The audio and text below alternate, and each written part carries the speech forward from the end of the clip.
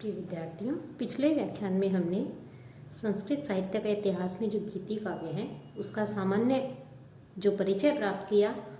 आज हम लौकिक संस्कृत में जो गीति काव्य है उसमें जो कालिदास है उनके गीति काव्यों के विषय में सामान्य जानकारी प्राप्त करेंगे कि कालिदास अनुपम प्रतिभा के धनी माने जाते हैं।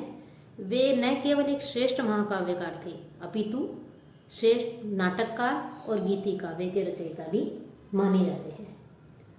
लौकिक संस्कृत में गीति जो काव्य हैं या गीति साहित्य जो है उसमें सर्वप्रथम दो रचनाएं हमें मिलती हैं कालिदास की, ऋतुसंहार और मेघदूत।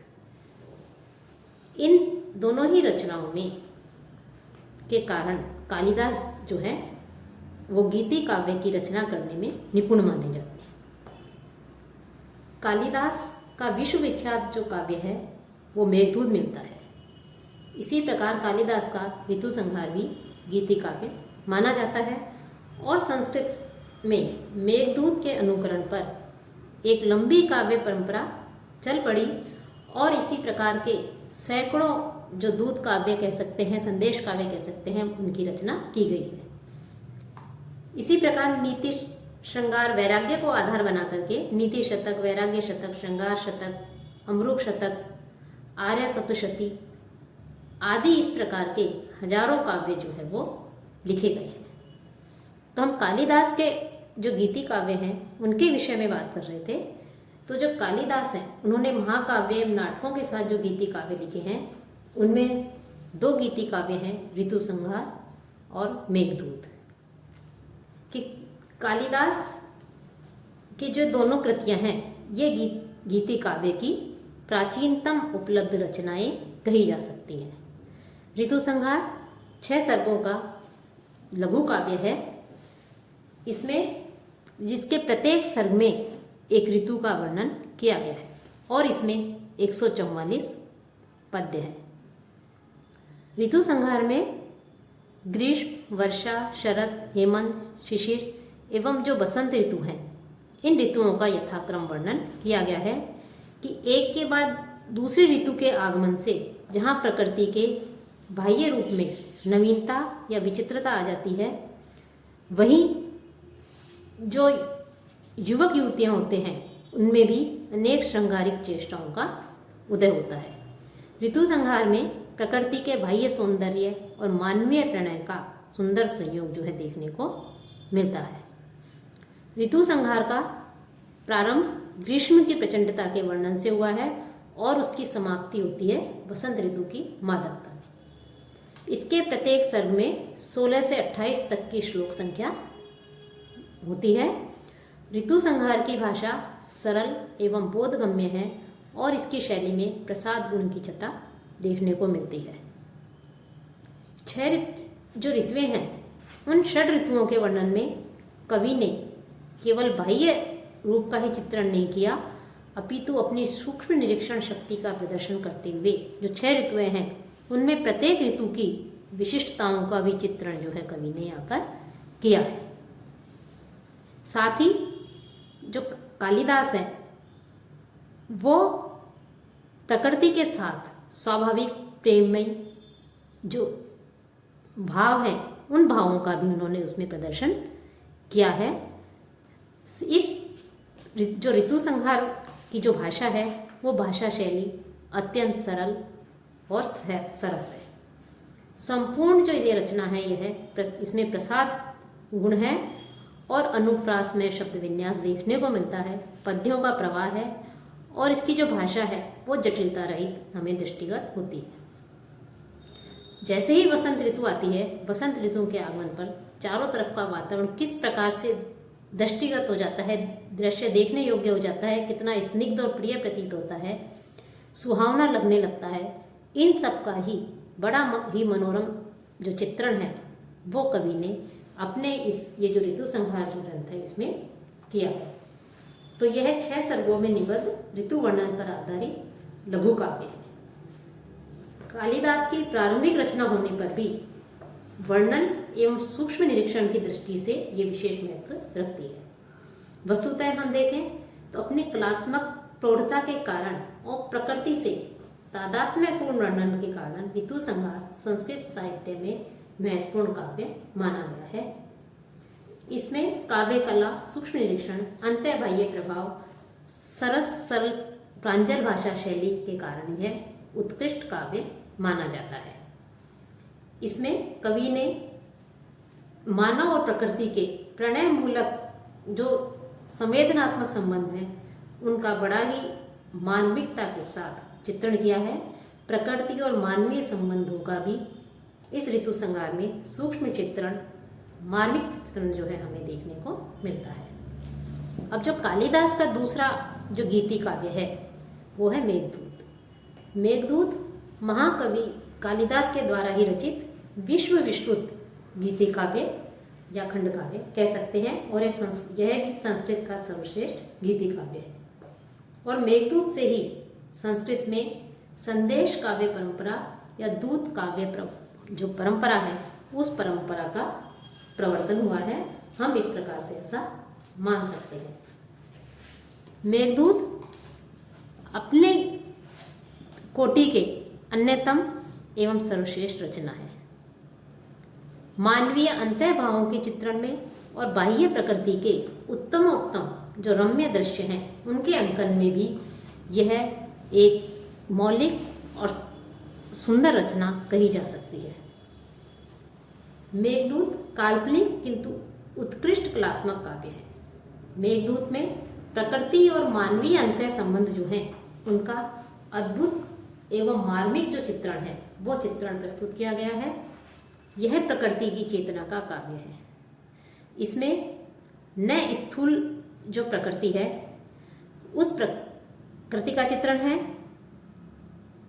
न ही यक्ष का विरह है, बल्कि हम ये कह सकते हैं कि इसमें मनुष्य की सहचरी के रूप में प्रकृति का जीवंत और मानवीय चित्रण इसमें प्रस्तुत किया गया है।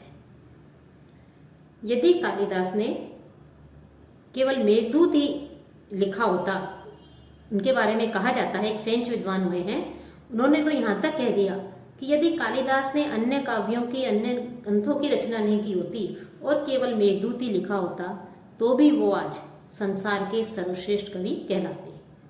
इसी के आधार पर हमें अनुभव कर सकते हैं, मान सकते हैं कि कालिदास जो है कितने उच्च कोटि के जो है कवि थे और उन्हें किस प्रकार से सुंदर इस मेघदूत की रचना की जो कि संस्कृत का सर्वश्रेष्ठ गीति काव्य बन गया है, सर्वश्रेष्ठ गीति काव्य माना जाता है। तो जो मेघदूत है वह मेघदूत दो भागों में विभक्त है, पूर्व मेघ और उत्तर मेघ। पूर्व मेघ में कुबेर के द्वारा कर्तव्य से विरत होने से 1 वर्ष के लिए निर्वासित यक्ष जो है वो रामगिरी पर्वत पर अपनी प्रियतमा के वियोग में दिन व्यतीत कर रहा है।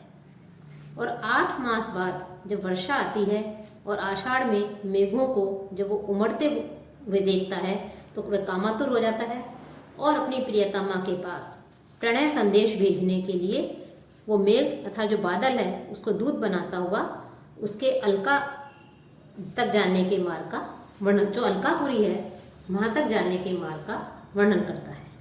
उत्तर मेघ में अलकापुरी में पहुंचकर विरहिणी प्रिया की दशा देखकर अपना संदेश में वो देता है। इस प्रकार पूर्व मेघ में बाह्य प्रकृति का जो है सुंदर वर्णन है तो उत्तर मेघ में अंतः प्रकृति का भावनात्मक मार्मिक मनोरम जो चित्रण है वो उसमें प्रस्तुत किया गया है। कवि मेघ रूपी जो दूत है उसके लिए यात्रा के मार्ग का जो उन्होंने वर्णन किया है वो मार्ग जो है बहुत ही सुंदर उन्होंने रूप प्रस्तुत किया है। उसका सजीव रूप जो है उन्होंने उसका चित्रण किया है कि प्रकृति को मनुष्य की संवेदनाओं का संभागी बनाया गया है। इनमें जो मेघदूत है इसमें मेघ, झरने, पर्वत, लता कुंज, ताम्रकूट, क्षिप्रा आदि नदी, महाकाल, अवंती आदि क्षेत्रों का विस्तृत, सूक्ष्म तथा बड़ा ही मार्मिक चित्रण प्रस्तुत किया गया है कि पूर्व मेघ में चित्रकूट से अलकापुरी तक के भौगोलिक मार्ग का भी कवि ने जो वर्णन किया है उससे कवि के भौगोलिक ज्ञान का परिचय मिलता है। वहीं उत्तर मेघ में अलकापुरी का वैभवपूर्ण वर्णन है कि वस्तुतः मेघदूत में मात्र वर्णन नहीं है, बल्कि विरही जो यक्ष है उसकी मानसिकता का भी कवि ने सुंदर चित्रण किया है। प्रकृति और मनुष्य, इनके पारस्परिक जो संबंध हैं, जो पारस्परिक सरोकार हैं, उनको भी कवि ने इस मेघदूत में जो है रेखांकित किया है। ऋतु संहार के समान ही मेघदूत जो है, इस मेघदूत का विषय भी प्रकृति और नारी का चित्रण है। लेकिन जहाँ तक हम दोनों काव्यों को देखें, ऋतु संहार और मेघदूत, तो ऋतु संहार में जहाँ इन दोनों के बीच केवल सामीप्य है, प्रकृति और नारी के बीच, वहाँ मेघदूत में पूर्ण तादात्म्य। पूर्व मेघ में बाह्य प्रकृति के चित्रण को पुरुष के नारी विषयक कोमल भावों से युक्त कर दिया है, और उत्तर मेघ में मानव की जो प्रणय भावना है उसको प्राकृतिक घटक के साथ में बड़ी ही कुशलता से उकेरा गया है। कालिदास नारी और प्रकृति को मूलतः एक और अभिन्न मानते हैं, और नारी पर प्रकृति का और प्रकृति पर नारी का आरोप करना उनका एक तरह से कह सकते हैं कालिदास का प्रिय विषय रहा है।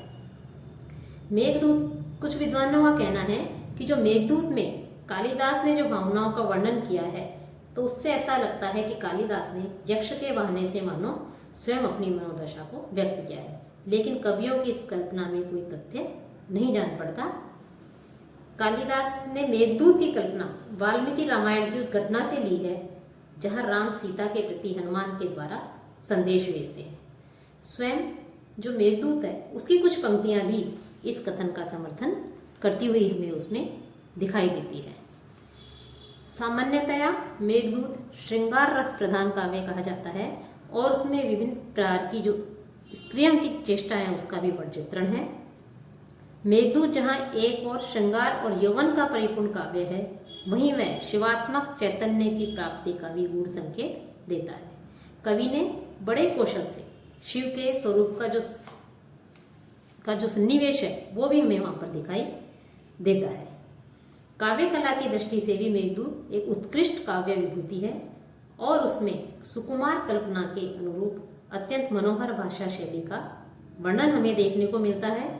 मेघदूत के जो पद्य हैं उन पद्यों की रमणीयता, स्वर सौष्ठव, माधुर्य विलास, कोमल संगीत लहरी आदि जो है वो दर्शनीय है।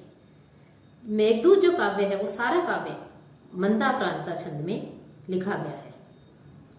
मेघदूत में मानवीय भावनाओं एवं संवेदनाओं की सूक्ष्म एवं मार्मिक अभिव्यंजना की गई है। मेघदूत जो है उसके प्रत्येक श्लोक में प्रकृति या मानवीय चेतना का वर्णन जो है हमें दिखाई देता है, उसका वर्णन इसमें किया गया है।